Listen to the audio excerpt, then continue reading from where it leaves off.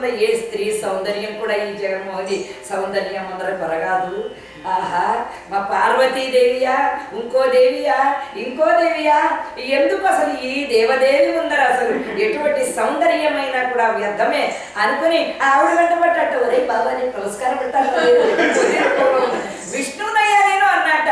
అది కాదు, నువ్వు జగన్మోహినమైనా నేను బావని, ఎంతవరకు నువ్వు బావవి, ఇప్పుడు నువ్వు నా మరదలు అన్నాడు అని అలా పడుతూ ఉంటే అక్కడికిక్కడికి పరిగెబెట్టి ఆఖరికి పరమేశ్వరుడు కౌగిల్లో చిక్కాటండి విష్ణుమూర్తి. వాళ్ళిద్దరు ఎవరండి? ఒకరి హృదయంలో ఒకరు ఉంటారు, శివకేశవులు ఇద్దరు. ఎప్పుడైతే పరమేశ్వరుడు అలా కౌగలించుకున్నాడో ఆ జగన్మోహిని దేవి యొక్క శరీరం నుంచి రాలినటువంటి స్వేదాలు ఈశ్వరుడి శరీరం మీద పడ్డాయి.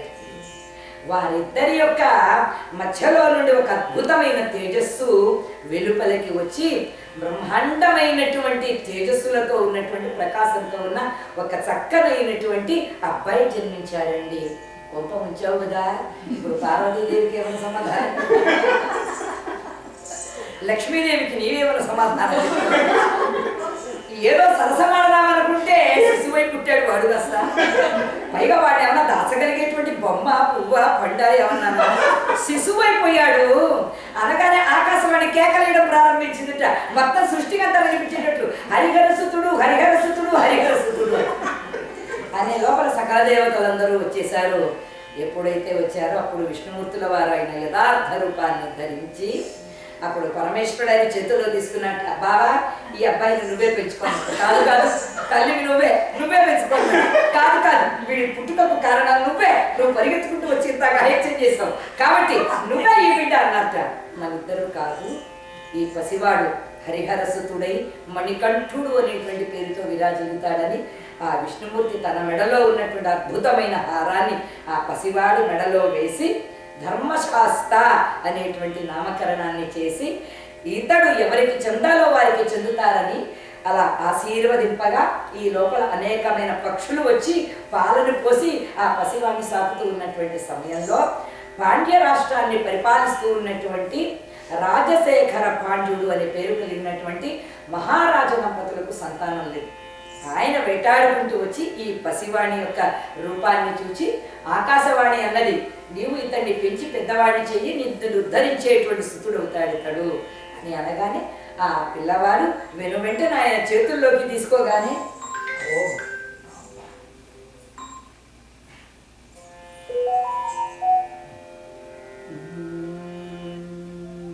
క్షమించ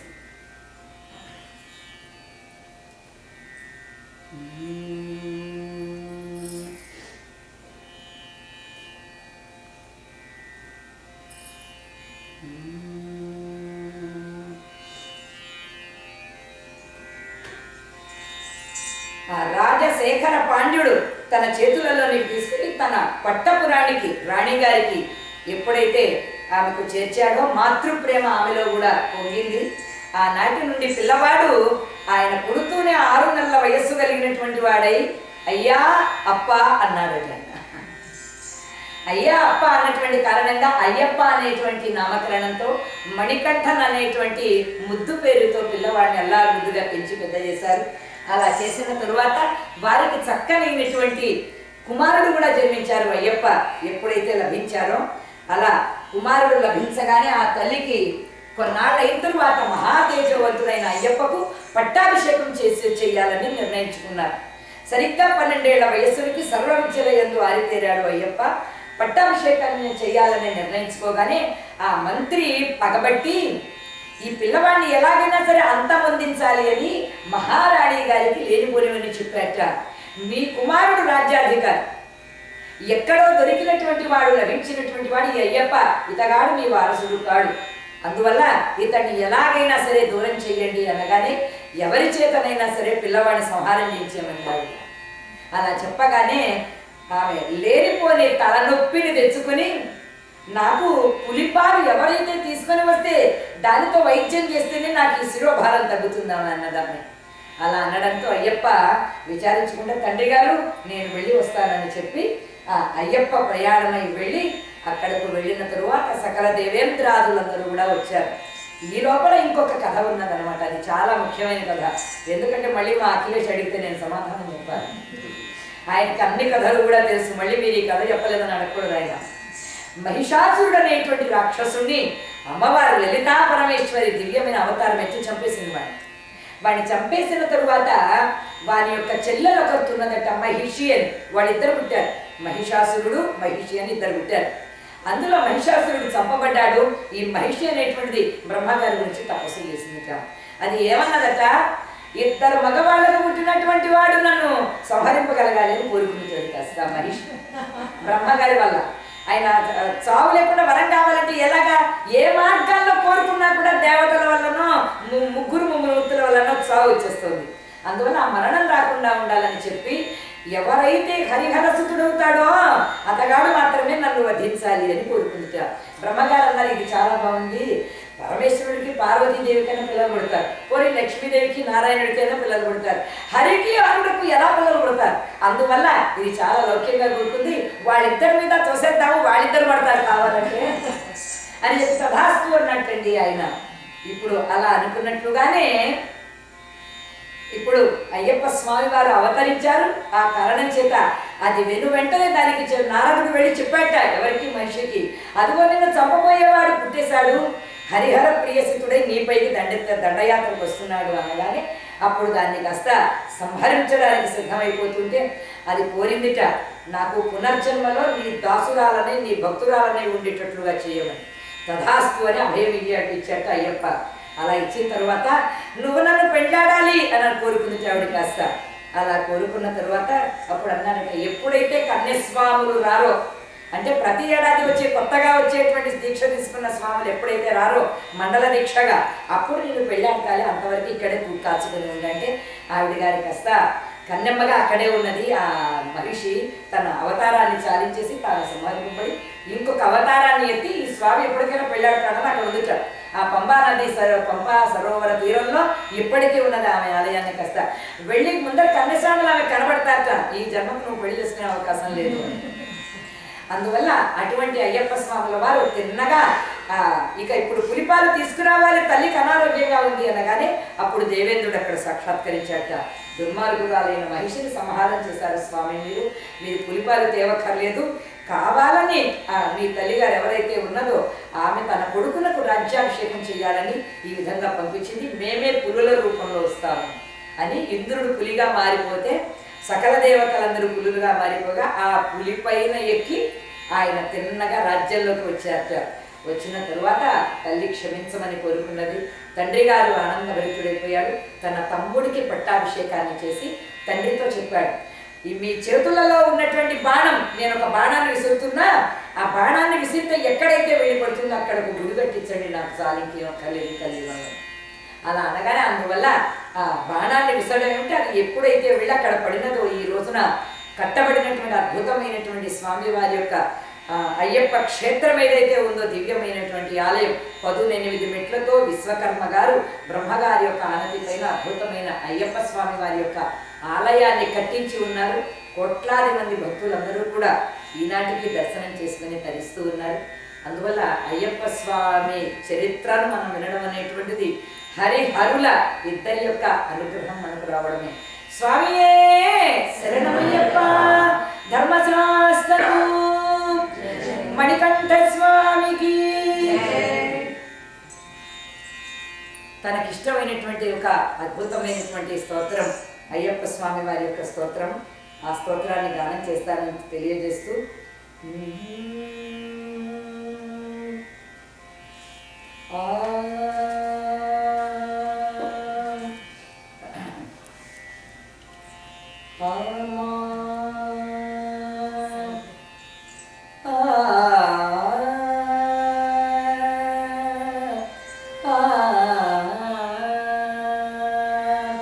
హరివరాసనం విశ్వమోహనం హరిదరీశ్వరం ఆరాధ్య పాదుకం హరివిమర్దనం నిత్యనర్తనం హరిగణాత్మజం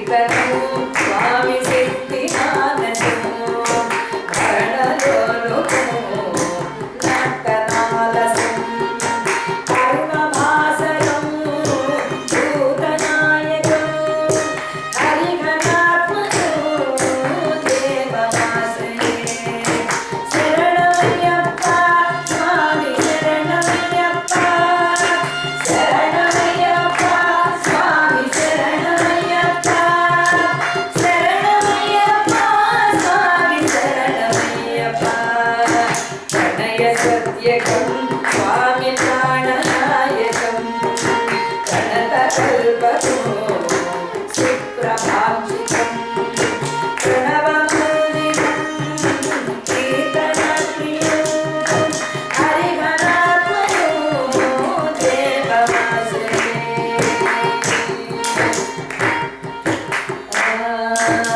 త్రిభువనార్చితం దేవనాత్మకం వినరణ ప్రభో యూయదేశికం విదస పూజితం చింతితప్రదం హరిఘనాత్మజం స్వామి దేవమాశ్రయే శరణమయ్యప్ప స్వామి శరణమయ్యప్ప శరణమయ్యప్ప స్వామి శరణమయ్యప్ప శరణమయ్యప్ప స్వామి శరణమయ్యప్ప భవభయాపకం స్వామి భావురావకం భువనమోగనం భూతిభూషణం ధవళవాగనం దివ్యమారణం హరిఘనాత్మజం దేవమాశ్రయే ఫలమృదుస్మితం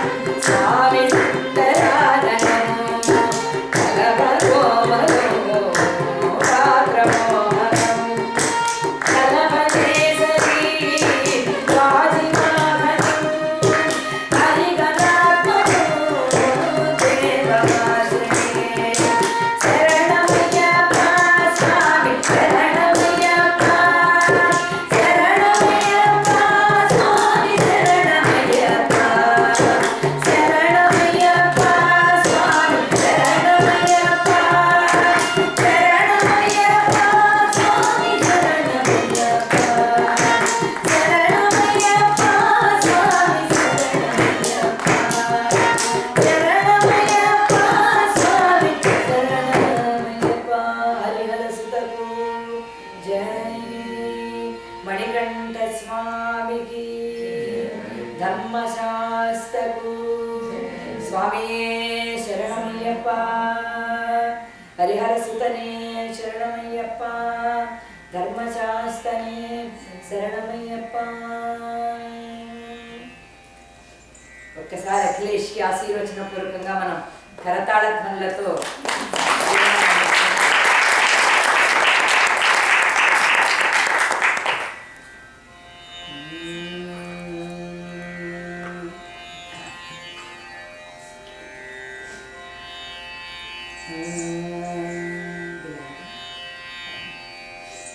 यत्र यत्र रघुनाथ कीर्तनं तत्र तत्र कृतमस्तकाञ्जलिं बाष्पवारि परिपूर्ण लोचनं मारुतिं नमत राक्षसान्तकं मारुतिं नमत राक्षसान्तकं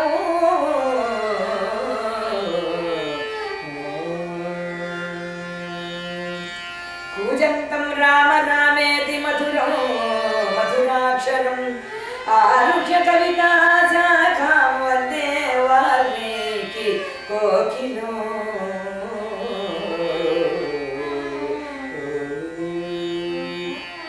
आंजनेय वर गोविंद पवन सुत हनुमान की राम भक्त हनुमान की రామాయణంలోని కిష్కింధాకాండతో ఒక ఘట్టంతో మనం ప్రారంభిస్తున్నాం ఈ రోజు కథను.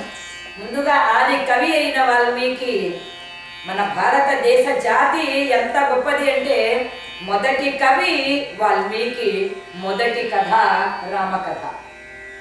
ఎటువంటి రామాయణం ఈ జాతికి ఆదర్శమో, ఎటువంటి రాముడు ఈ జాతికి మొదటి దేవుడో అటువంటి ద ఫస్ట్ స్టోరీ రామాయణం. మన కథలన్నీ ఎలా ప్రారంభమవుతాయి, మన సంగీతం ఎలా ప్రారంభమవుతుంది, మన నాట్యం ఎలా ప్రారంభమవుతుంది, మన సంస్కృతి ఎలా ప్రారంభమవుతుందంటే ప్రతి ఒక్కటి కూడా ఆధ్యాత్మికతతో ముడిపెట్టబడి ఉంటుంది. అందువల్ల అటువంటి మొదటి కథ రామాయణం, మొదటి కవి వాల్మీకి. అటువంటి వాల్మీకి రామాయణంలో చాలా ముఖ్యమైనటువంటి ఘట్టం కిష్కింధాకాండ.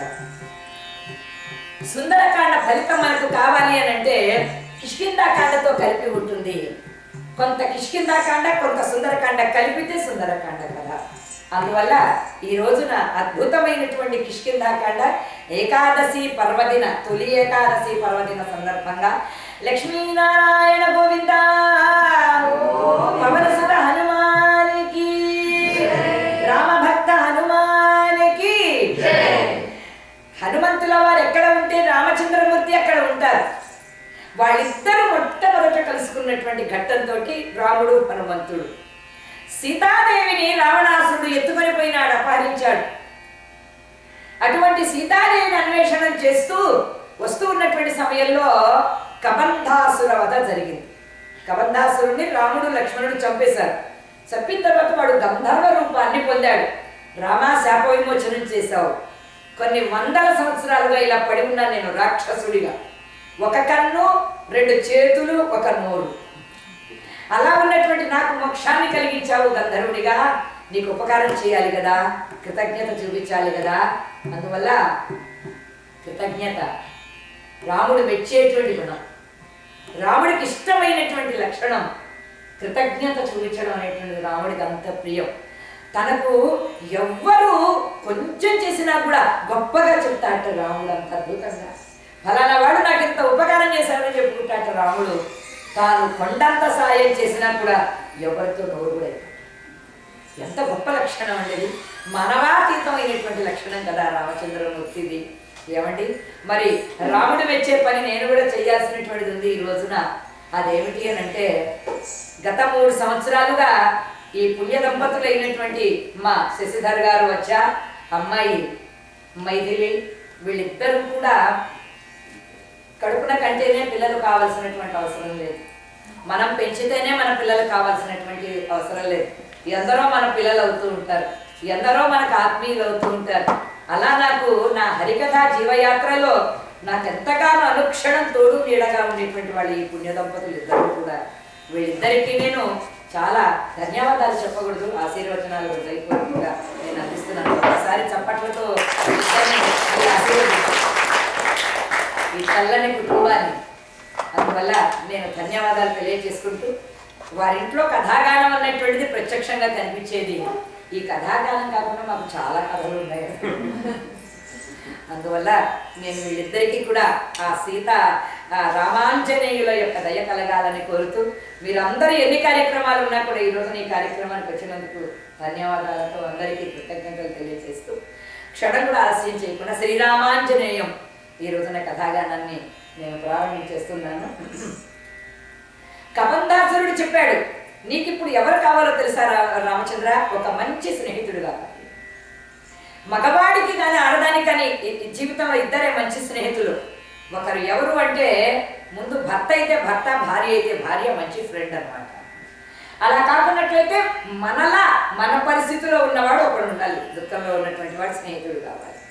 అందువల్ల నీకు ఇప్పుడు ఒక మంచి స్నేహితుడు కావాలి. నీ భార్య లేదు సీతాదేవి, రావణాసురుడు ఎత్తుకు వెళ్ళిపోయాడు. అటువంటి ఒక మంచి స్నేహితుడిని నీకు చూపిస్తా. నీలాగే రాజ్యాన్ని పోగొట్టుకుని ఉన్నాడు, నీలాగే భార్యని పోగొట్టుకుని ఉన్నాడు. వాడెవరు అంటే సుగ్రీవుడు. అందువల్ల సుగ్రీవుడి దగ్గరికి వెళ్ళి స్నేహాన్ని చెయ్యి రామచంద్ర. అతగాడు నీ భార్య ఈ భూలోకంలో ఏవి ఏవి ఎక్కడ ఉన్నాయో అన్ని కూడా తెలుసు ఆ సుగ్రీవుడికి. అతగాడు నీకు ఉపకారం చేస్తాడు, అతడు ఒక్కడే నీకు ఉపకారం చేసేవాడు. అక్కడికి వెళ్ళు రామచంద్ర అని ఆ గంధర్వుడు కాస్త అదృశ్యమైపోయినాడు. మార్గమధ్యమంలో వస్తూ శబరికి మోక్షాన్ని ఇచ్చారు రామచంద్రమూర్తి. శబరికి మోక్షాన్ని ఇచ్చి, వందనమో రఘునాథన, వందనమో రఘునాథన, సేతు వందన భక్తజన రామ వందనము రఘునందన సేతువందన భక్తజనన రామ వందనము రఘునందన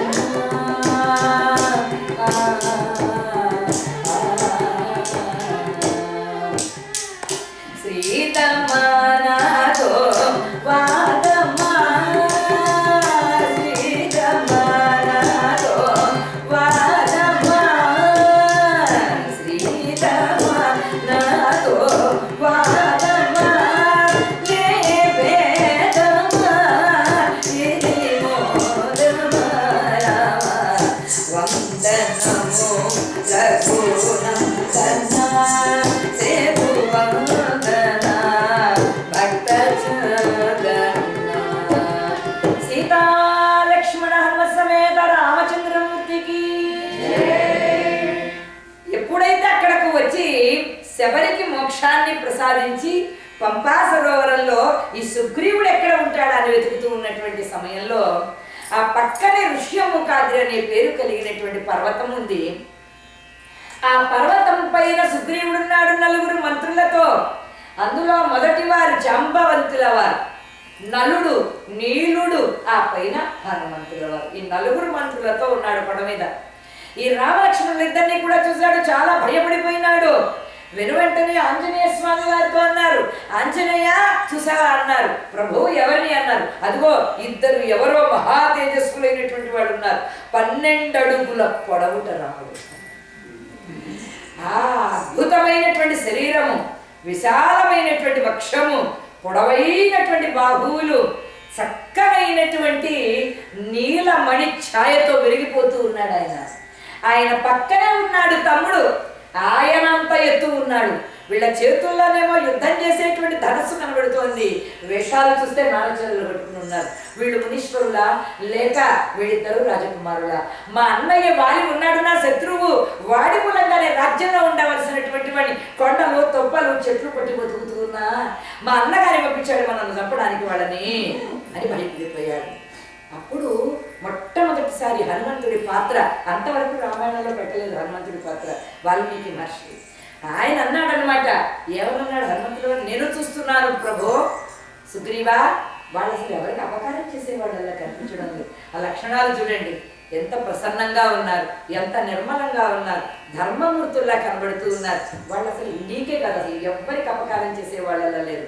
అనగానే హనుమా ఒక్కసారి నువ్వు పెడతావా అంటే, ఆ కొడితే నేనే కదా పోయేది అంతే కదా. వాడు ఒక్క బాణం వేశారనుకో, ఎవరన్నా అనుకోని శత్రువులు లేదు, వాడు సుగ్రీవుని చూడలేదు, నన్నే చూశారనుకో, నువ్వు కోతివే నేను కోతినే, అందువల్ల ఆ బాణం నా మీద వేశారనుకో ప్రభు అని అనలేదు.